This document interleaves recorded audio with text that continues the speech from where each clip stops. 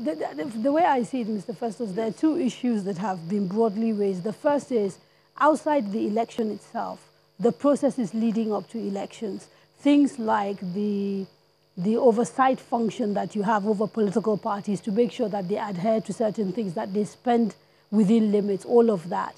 It's almost as if you've put that part of your job on the back burner and you're focusing solely on elections.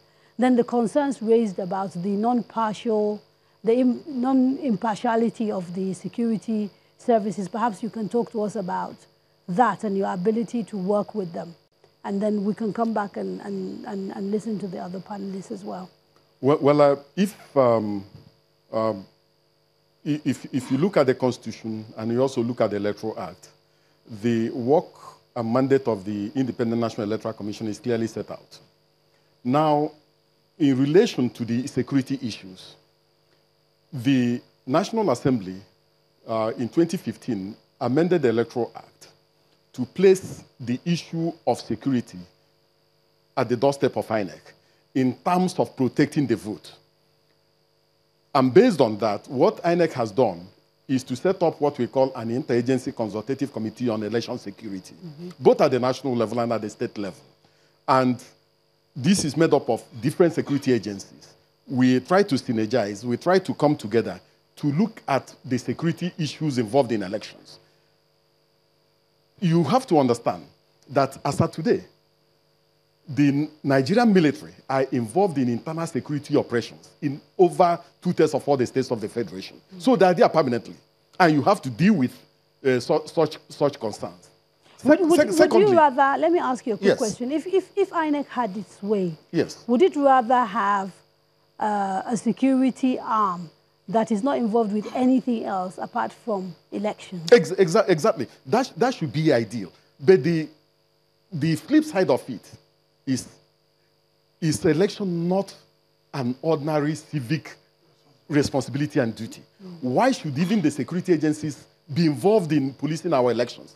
It is because of the misbehavior of the political elite who have refused to play by the rules of the game. Part of your job is to check them. So, for example, he gave an example of a situation where we know that there's supposed to be a cap on election spending, and it is INEC's job to actually make sure of that. But we have individuals coming up publicly donating cars that we know, for example, are way over what is allowed, and we don't hear INEC saying anything or sanctioning anybody. No. It's not as if INEC is not saying anything. The truth of the matter is that INEC has designed a template for political parties for reporting purposes. And some of the political parties are also saying that they don't have experience in also tracking their own funds. So we have sent auditors to go and train their auditors on how to keep proper records, because you have to also keep proper records. The second thing is that if you look at the law places the issue of what is campaign funding and campaign expenditure within a particular framework. When INEC gives notice of elections, that is the only time you can begin to track. So what the political parties are doing is that they are forming all sorts of support groups. And some of these support groups are the ones placing adverts on the pages of newspapers for them and financing some of the activities. So you cannot, in truth and in fact, trace some of these monies directly to either the candidates or the political parties. Is there anything in what you've been looking at regarding the robustness of processes and systems that could be used to help INEC do some of this work that seems a little bit more difficult compared to sort of the obvious job of running an election? Well, I think that the issue of campaign finance and, it just as with every other issue around the elections, it happens within the context of Nigeria. And so INEC plays a certain role, but INEC has to rely on the quality of input from other stakeholders as well. And INEC cannot do better than the environment that it finds itself. So for instance, in other places where campaign financing works, it's because that the public records are actually very good. So you're able to cross-check and cross-examine certain spending and trace it down to people who are as Should we be giving INEC access to bank accounts? Should they be able to demand and get? No, not necessarily. I mean, there are already agencies that have the mandate, the statutory mandate to provide this information. They can provide information to INEC, and INEC can take that information as true.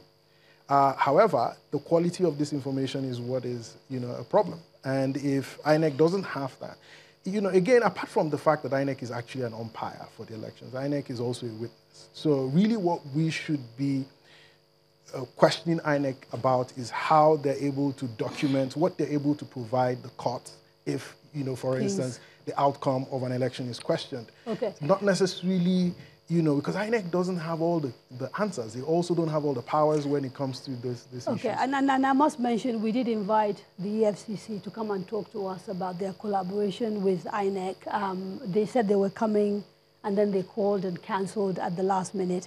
We have to take another break. When we come back, we'll carry on with the conversation. Don't go away.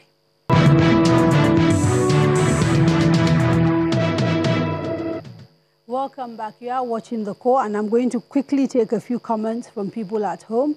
Tobiloba Oyewo says, channels, what's INEC Nigeria doing in monitoring the election campaign and vote buying? Akomode Richard says, how secured is our electronic voting systems from cyber crimes? And Omar Chijindu says, why is INEC Nigeria defending the presidency on the issue of not signing the amended electoral bill when they were part of the amendment?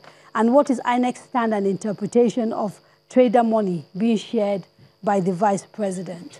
So we have very little time left, I'm afraid. And so quickly, really, in addition to maybe quick comments on these questions from the people, the relevant people, I'd like to start with you, Samson, on what must we do between now and February 16th?